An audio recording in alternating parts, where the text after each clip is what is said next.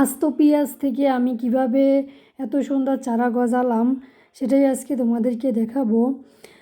এই যে বাজার থেকে আমি পেঁয়াজের প্যাকেট কিনে নিয়ে আসছি, এইটাকে আমি এভাবে চারপাশ থেকে স্লাইস করে কেটে নেব যাতে গোড়াটা ঠিক থাকে, এবং আগা এবং চারপাশটা এভাবে কেটে নেব সমস্ত কিছু।